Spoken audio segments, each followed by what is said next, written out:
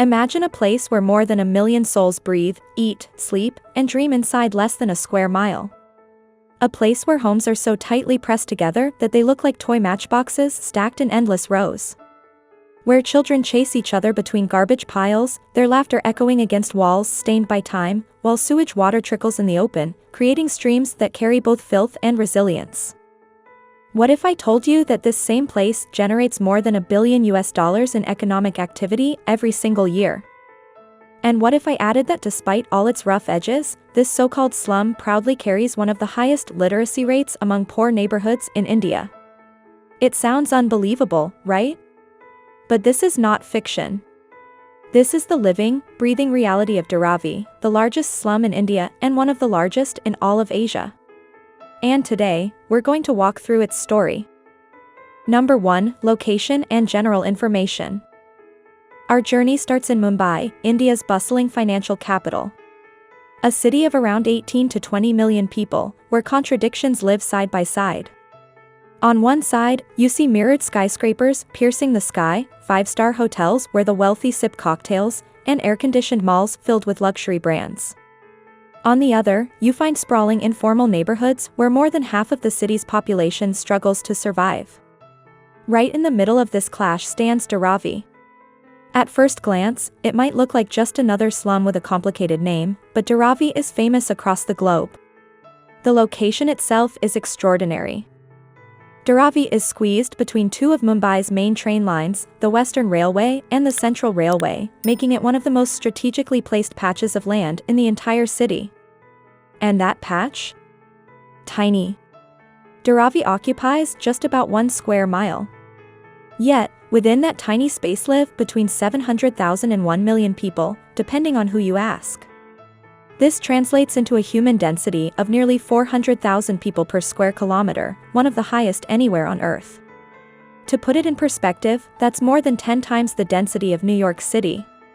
What makes Dharavi even more unique is that it isn't tucked away in some remote corner. Unlike many slums worldwide that sit far from opportunity, Dharavi is right at the heart of Mumbai, surrounded by highways, railways, commercial centers, and even some high-end neighborhoods. Developers drool over this land. In fact, there are already plans floating around to demolish the entire settlement and build shining towers, malls, and gated luxury apartments. But how did Dharavi reach this point? How did a tiny fishing village turn into one of the world's most intense urban experiments? Number 2, the origins. To answer that, we have to go back in time. In the 18th century, before Mumbai became the megacity we know today, Dharavi was nothing more than a small island surrounded by mangroves. It was home to the Koli fishing community, the original inhabitants of this region. They lived simply, relying on the Arabian Sea's catch to fill their plates. But history has a way of changing lives.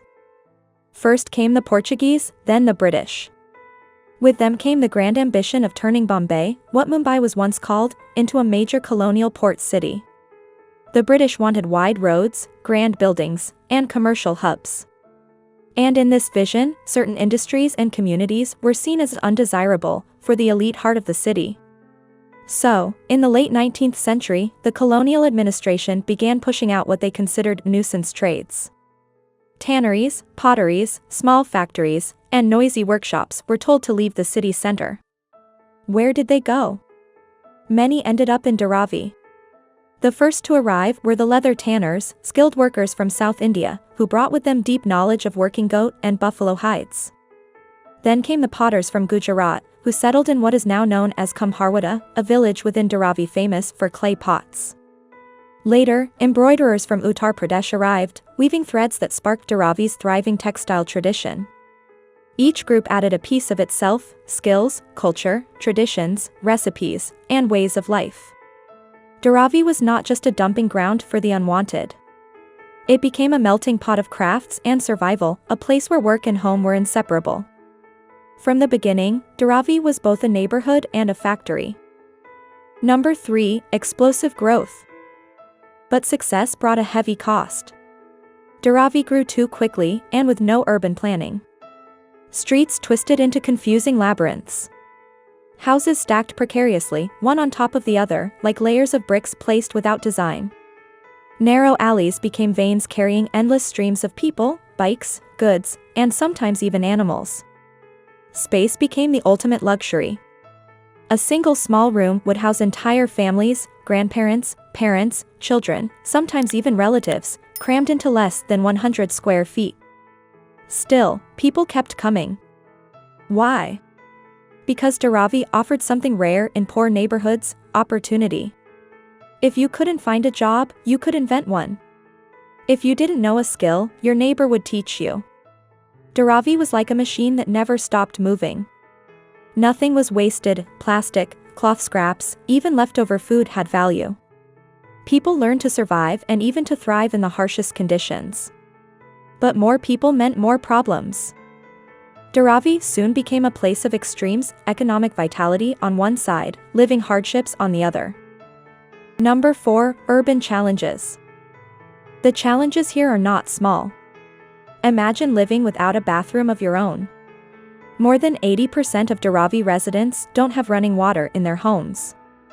To fetch water, people line up at public taps with buckets. Bathrooms? They're communal, simple blocks shared by dozens of families. Sewage flows in the open. Garbage piles up in narrow lanes. During monsoons, floods carry both trash and human waste into homes, spreading diseases like fire. 3 generations often live in a space smaller than a car garage. The air is heavy: smoke from burning plastic, chemical dust from tanneries, and everyday cooking fires, all mixing into a cocktail that shortens life expectancy by nearly 7 to 10 years compared to the rest of Mumbai. And yet, despite these conditions, Dharavi refuses to be defined only by misery. It's a place where harsh living sits beside dazzling human creativity. Number 5. Cultural diversity and resistance. Step into Dharavi, and you'll hear dozens of languages. Nearly a third of the people here are Muslim. About 6% are Christian. The rest mostly follow Hinduism, with pockets of Buddhists. Families from Tamil Nadu live next to those from Uttar Pradesh. Gujaratis trade with Marathis. Each group brought their music, food, festivals, and clothing. Out of this mix came a culture unlike anywhere else. The literacy rate in Dharavi is around 69%, higher than most Indian slums. And here's a detail worth noticing: many successful entrepreneurs who could easily leave still choose to stay. Why? Because Dharavi is not just a slum. It's a community, a network of support, a place with pride and identity. Number 6. The billion-dollar economy. Now comes the part that shocks outsiders the most. Dharavi is not just surviving, it's thriving economically. Estimates suggest that Dharavi generates between $650 million and $1 billion every year. That's more than the GDP of some small nations. Inside Dharavi's 1 square mile, there are around 15,000 single-room factories and over 5,000 registered businesses. Every single day, about 100,000 online orders ship out from Dharavi. The leather industry here is massive: bags, shoes, belts, wallets, all handmade. Many of these items end up in fancy shops in Tokyo, Paris, or Dubai. Then there's the textile industry, embroidery, and ready-made garments that travel across the world. Pottery continues to thrive in Kamharwada, where clay bowls and vases are crafted just as they were a century ago. But perhaps the most extraordinary part of Dharavi's economy is recycling. Number 7. The world capital of recycling. If you thought recycling was a rich country luxury, Dharavi will surprise you. Nearly 80% of Mumbai's plastic waste is recycled here. That's 4 times higher than Singapore's recycling rate. Every day, thousands of workers sort through mountains of waste. Plastics, papers, metals, all separated by hand.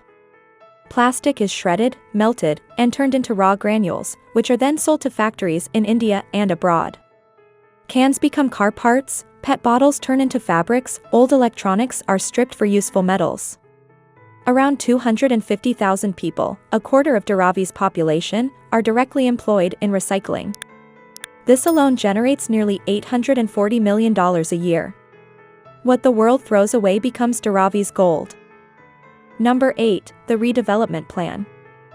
But Dharavi's story has now reached a critical turning point. Since the early 2000s, developers have dreamed of transforming this land into a new luxury hub. Leading this push is billionaire Gautam Adani, with a project worth nearly $3 billion to wipe away the slum and replace it with high-rise apartments, shopping malls, and wide roads. On paper, it sounds attractive when residents get new flats, and the city gets valuable land. But here's the catch: most residents don't own legal documents for their homes. And even if they did, Dharavi isn't just housing. It's an ecosystem of factories, workshops, bakeries, potteries, sewing shops, recycling units. Move people into towers, and that ecosystem collapses. That's why many locals oppose the project. They don't resist change, they want sanitation, water, healthcare, and safety. But they want it without erasing their way of life. Their demand is simple: urbanize, don't uproot. Improve, don't erase. Number 9, the future of Dharavi. And now the billion-dollar question: what is Dharavi's future? Mumbai is bursting at its seams. Land is scarce, and Dharavi's central location is worth a fortune. Yet inside that square mile live nearly 1 million people, a billion-dollar economy, and generations of history. The dilemma is the same one cities face across the globe: how to modernize without destroying identity. Some proposals focus on upgrading sanitation and housing without displacing residents. Others try to formalize existing businesses so they can grow legally and securely. If done right, Dharavi could become a global model of fair development, showing that slums are not just problems, but also solutions born of creativity and resilience. Dharavi teaches us that sometimes, the smartest ways to survive and thrive come from those whom society has overlooked. So, did you know this story? Had you ever imagined that a place many dismiss as a slum could actually be a billion-dollar economic hub, a cultural melting pot, and a community that refuses to be erased? Dharavi forces us to rethink what we know about poverty, success, and human strength. If you want to discover more surprising corners of our world, keep exploring with us. Because places like Dharavi remind us that the world is never as simple as it looks from the outside.